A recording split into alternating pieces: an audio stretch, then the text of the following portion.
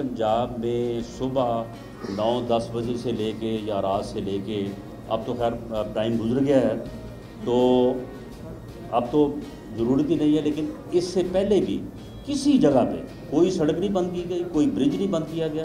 पंजाब में रुकावटें ना लगाने के हुकूमती दावे एक तरफ, मगर सूरत हाल उसके बिल्कुल बरक्स।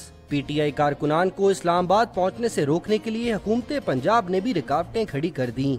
शहरी दुहाइयां देते रहे, मगर भारी भरकम कंटेनर से मोटरवे काला शाह काकू इंटरचेंज को बंद कर दिया गया।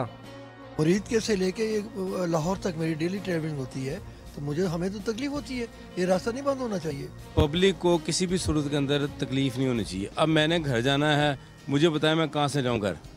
मोटरवे बंद होने के बाइस लाहौर से इस्लामाबाद और पेशावर तक बस सर्विस मुअत्तल हो गई, जिसकी वजह से मुसाफिर दोहरी अजियत का शिकार हो गए।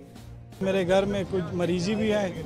मैं सुबह 10 बजे से आया हूँ यहाँ, और अड्डे पे एक जगह से दूसरी जगह जा रहा हूँ, कहीं से भी गाड़ी नहीं जा रही पेशावर। वोट तो हमने इन लोगों को दिया है, खान साहब को दिया है, मियाँ साहब को दिया है, तकलीफ तो आवाम को है ना, ये तो बैठे हुए मजे ले रहे हैं।